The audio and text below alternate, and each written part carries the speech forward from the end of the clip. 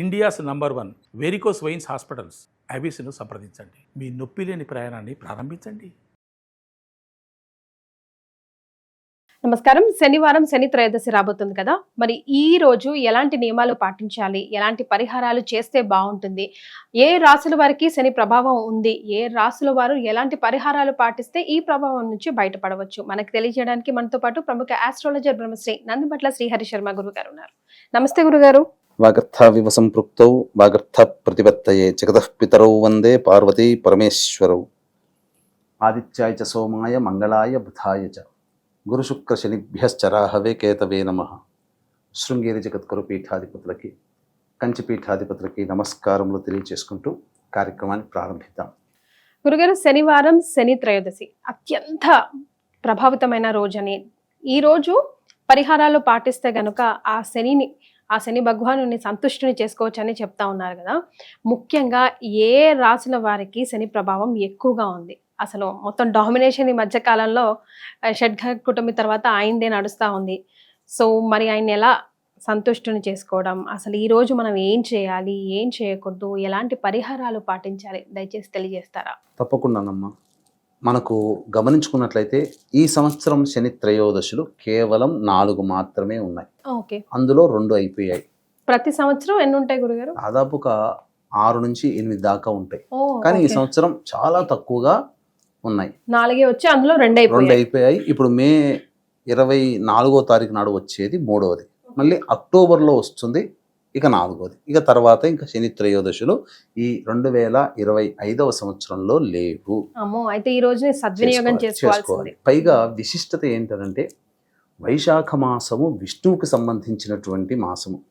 అందున విష్ణువుకి తోడల్లుడుగా శని భగవానుడు కాబట్టి చాలా ప్రసన్నత పొందుతాడు.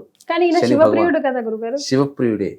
కానీ ఇక్కడ ప్రధానంగా శని యొక్క అనుగ్రహం పొందడం కోసం అమావాస్య ముందు వచ్చే త్రయోదశి తిథి చాలా గొప్పది.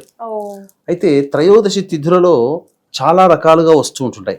అంటే సూర్యోదయానికి త్రయోదశి తిథి ఉండేటువంటి శని త్రయోదశి ఒకటి ఉంటుంది, ప్రదోష కాల సమయానికి తిథి ఉండేటువంటిది శని త్రయోదశి. ఇందులో ప్రదోష కాలానికి స్పర్శ ఉన్నటువంటి త్రయోదశి తిథి చాలా మహిమాన్వితమైనటువంటిది. కాబట్టి ఇప్పుడు 24వ తారీఖు రోజున మే మాసంలో వచ్చేటువంటిది ఏదైతే త్రయోదశి తిథి ఉందో అత్యంత మహిమాన్వితమైనటువంటిది.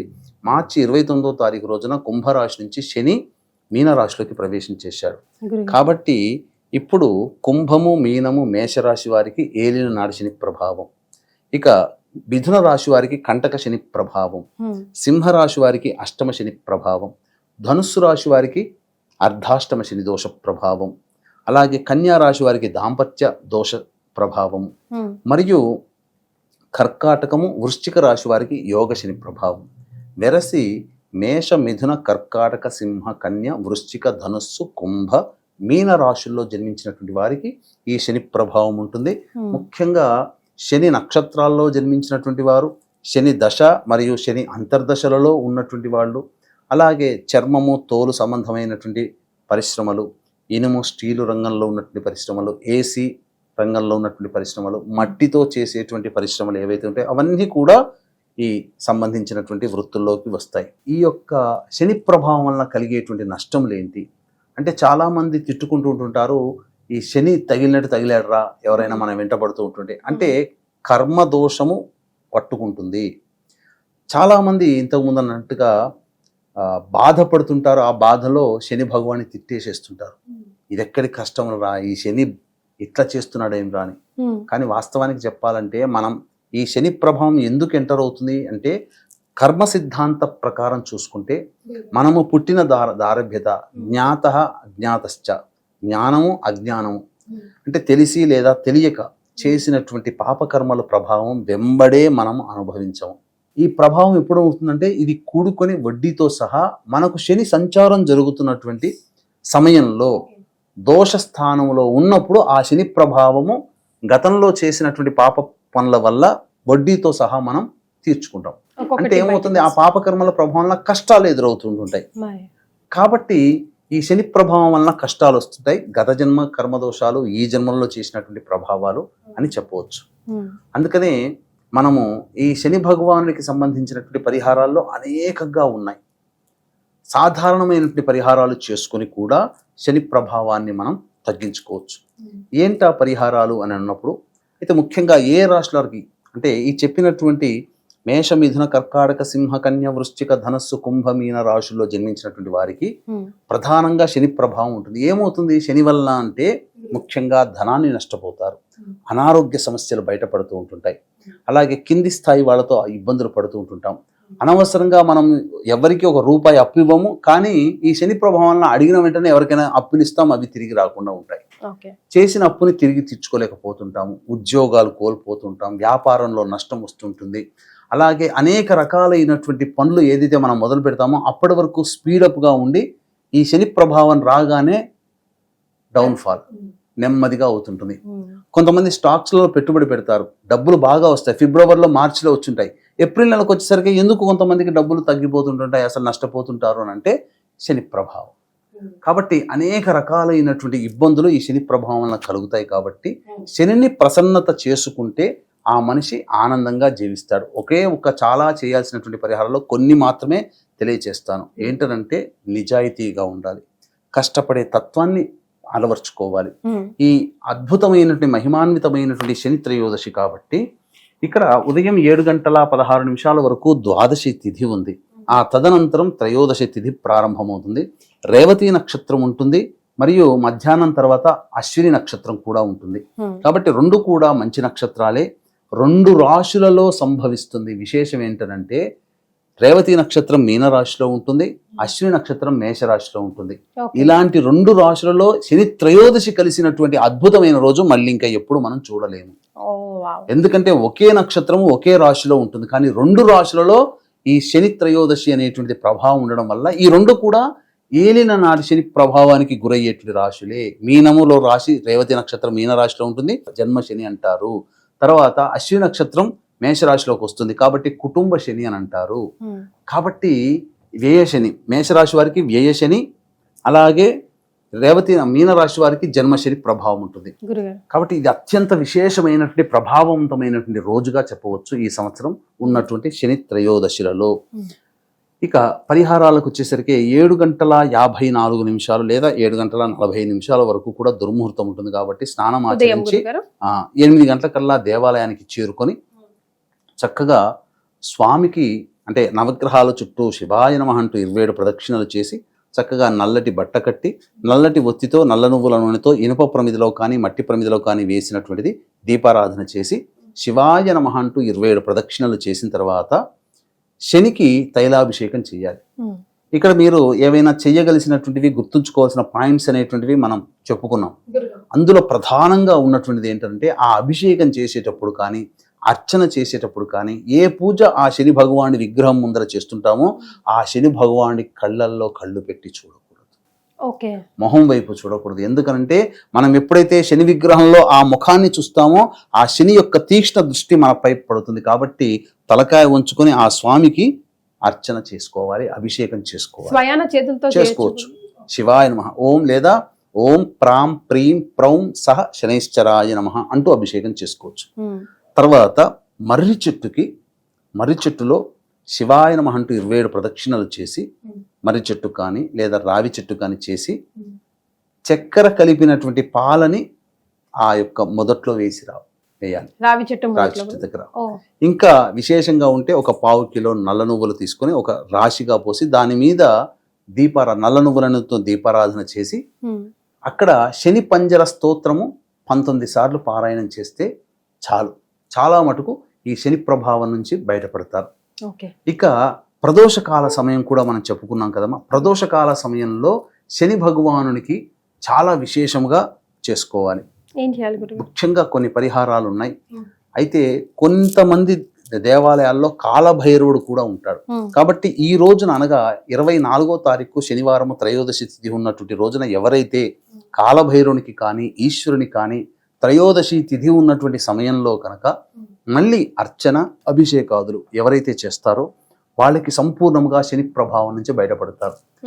కాబట్టి ఇక్కడ ఛాయామూర్తి దానములు కూడా కొన్ని చేయాలి శని త్రయోదశి రోజున. అయితే వీక్షించేటువంటి ప్రేక్షకులు ఈ వివరాలు తెలుసుకునే ముందు ఇట్టి మహిమాన్వితమైనటువంటి అనగా 2 రాశులలో శని త్రయోదశి ఉంటుంది ఈ యొక్క సంవత్సరం మే 24వ తారీఖు రోజున. కాబట్టి మీన, మేష, మిథున, కర్కాటక, సింహ, కన్య, వృశ్చిక, ధనుస్సు, కుంభరాశుల్లో జన్మించినటువంటి వారికి శనిదోష పరిహారార్థమై శనీశ్వర హోమము, అఘోర పాశుపత మంత్ర హోమం, కాలభైరవ హోమంతో పాటు వివాహం కాని అబ్బాయిలకి అమ్మాయిలకి సంబంధించి హోమాది కార్యక్రమాలు జరిపించి, ముఖ్యంగా అనారోగ్య సమస్యలకి మృత్యుంజయ హోమం కూడా జరిపించి, శక్తిపాతము చేయబడినటువంటి ఈ శంకరుంగలీమాలని మీకు పూజ చేసి ఇవ్వడం జరుగుతుంది. ఇది పూజలో నమోదు చేసుకున్న వాళ్ళకి అందిస్తున్నాం తప్ప కేవలం మాల కోసము జరగట్లేదు. ఇదొక్కటి నియమాన్ని గమనించుకోండి. అవకాశం ఉన్న వాళ్ళు కార్యక్రమ తదనంతరం కాంటాక్ట్ చేసి శక్తిపాతము చేయబడినటువంటి శంకరుంగలి మాలని ఎలా పొందాలో వివరాలు తెలుసుకోవచ్చు. ఇక దానముల విషయాలకు వచ్చేసరికి మధ్యాహ్నము 1:40 నుంచి 2:40 మధ్య కాలంలో శనిహోర ఉంటుంది. ఆ శనిహోరలో చక్కగా బ్రాహ్మణుడికి నల్లటి వస్త్రము, నల్ల నువ్వులు, ఇనుప బాణి, అలాగే ఇనుప వస్తువుల్ని దానం చేయవచ్చు. లేదు పారిశుద్ధ్య కార్మికులకి కిచెన్ సామాన్లు కానీ, కనీసం టీ తాగడానికి ఏవైనా పైసలు డొనేట్ చేయడం కానీ, అనాథలకి, వికలాంగులకి, మానసిక శారీరక వికలాంగులకి తినే పదార్థాలు దానం చేస్తే చాలు. ఇక అవకాశం ఉంటే ఆ రోజు ఉపవాసం ఉండండి, లేకపోయినా పర్వాలేదు. కానీ ప్రదోషకాల సమయానికల్లా కూడా ఆ దేవాలయానికి, శివాలయానికి చేరుకోవాలి. ఈ ప్రదోషకాల సమయంలో ఛాయా దానం అనేటువంటిది చెయ్యాలమ్మా. అంటే ఏంటి గురుగారు? అంటే ఒక ఇనుప బాణీలో ఆవ నూనె తీసుకొని పడమర వైపుగా ఫేస్ పెట్టి ఆ ఆవ నూనెలో మన ఫేస్ చూడాలి. పూర్తిగా మన ఫేస్ చూసిన తర్వాత మనకున్నటువంటి ఆ శని దోషమంతా కూడా తొలగిపోవాలని ఆ ఆవ నూనెలో మన బింబాన్ని చూసుకుంటూ ముమ్మార్లు ఆ సంకల్పం చేసుకొని దేవాలయంలో కానీ, రావి చెట్టు దగ్గర కానీ, మర్రి చెట్టు దగ్గర కానీ ప్రదోషకాల సమయంలో నల్లవొత్తితో దీపారాధన పడమర దిక్కున వైపున చేసి వచ్చినటువంటి మానవుడి యొక్క సంకల్పం అతి త్వరలో నెరవేరుతుంది. అపమృత్యు భయదోషాలు ఏవన్నా ఉన్నా అవి తొలగిపోతాయి. ఇది ఛాయామూర్తి దానం అంటారు. దాన్ని బ్రాహ్మడికైనా దానం చేయొచ్చు. ఎవరు ఆ ఇనుప బాణిలో ఉన్నటువంటి ఆవ నూనెను ఎవరూ తీసుకోలేని వాళ్ళైతే దేవాలయంలో ఎక్కడైనా కానీ పడమర దిక్కుగా, లేదా రావి చెట్టు దగ్గరైనా, మర్రి చెట్టు దగ్గరనైనా పడమర దిక్కుగా ఉండి దీపారాధన చేసి రావచ్చు. ఇక తదనంతరం ప్రదోషకాల సమయంలో కాలభైరుడికి ఆవ నూనెతో అభిషేకం, లేదా ఈశ్వరుడికి ఆవ నూనెతో అభిషేకం అన్న జరిపించి నీలిరంగు పుష్పాలతో కానీ, నీలిరంగు చామంతి లేదా శంఖు పుష్పాలతో కానీ అర్చన చేసినట్లయితే అటువంటి వ్యక్తికి అటువంటి ఇంకా ఏ రకమైనటువంటి శని దోషములు కూడా ఉండవు. ముఖ్యంగా ఆవ నూనె దొరకని వాళ్ళకి మంచి నీటిలో కొన్ని నల్ల నువ్వులు వేసి ఆ నల్ల నువ్వులతో కలిపినటువంటి నీటితో కూడా ఈశ్వరుడికి లేదా కాలభైరుడికి అభిషేకం చేయవచ్చు. ఇది అంటే శక్తి ఉంటుంది. లేని వాళ్ళు కూడా అతి సులభమైనటువంటి పరిహారము ఇది చేసుకునేటువంటిదమ్మా. కాబట్టి చక్కగా ఇటువంటి నియమాన్ని ఆచరించినటువంటి వాళ్ళకి తప్పకుండా ఆ యొక్క శనిదోష ప్రభావం అనేటువంటిది తొలగిపోయి ఆనందంగా జీవిస్తారు. అలాగే ఇప్పుడే మొన్ననే శని మారాడు కాబట్టి ఈ మేష, మిథున, కర్కాటక, సింహ, కన్య, వృశ్చిక, ధనుస్సు, కుంభ, మీన రాశుల్లో జన్మించినటువంటి వారికి ఈ శనిదోష పరిహారార్థమై ఈ హోమాది కార్యక్రమాలన్నీ కూడా జరిపించి ఈ యొక్క శంకరుంగలి మాలని వాళ్ళకి శక్తిపాతం చేసినటువంటిది ఇవ్వడం జరుగుతుంది. సాయంకాలం పూట ప్రారంభమవుతుంది. అలాగే సోమవారం అమావాస్య రోజున కూడా ఇటువంటి కార్యక్రమాలు విశేషంగా జరపబడతాయి. ఆ సోమవతి అమావాస్య రోజున కూడా నమోదు చేసుకున్నటువంటి వాళ్ళకి ఈ శంకరుంగలి మాలను కూడా ఇవ్వడం జరుగుతుంది. ఎప్పుడవుతుంది అది? 26వ తారీఖు రోజున సోమవతి అమావాస్య ఉంది. ఈ యొక్క శని త్రయోదశి రోజునైనా నమోదు చేసుకోవచ్చు, సోమవతి అమావాస్య రోజునైనా కూడా నమోదు చేసుకోవచ్చు. శని త్రయోదశికి అయితే సాయంకాలం 5 గంటల లోపల నమోదు చేసుకోవచ్చు అమ్మా. రైట్. సో శనివారం శని త్రయోదశి చాలా అరుదుగా వస్తుంది ఈ రోజు అని తెలియజేశారు. దాంతో పాటుగా ఎలాంటి పరిహారాలు ఏ రాశి వారు ముఖ్యంగా ఈ రోజున చేస్తే బాగుంటుందో తెలియజేశారు గురుగారు. ధన్యవాదాలు. సర్వం శ్రీ ఉమామహేశ్వర పరబ్రహ్మార్పణమస్తు.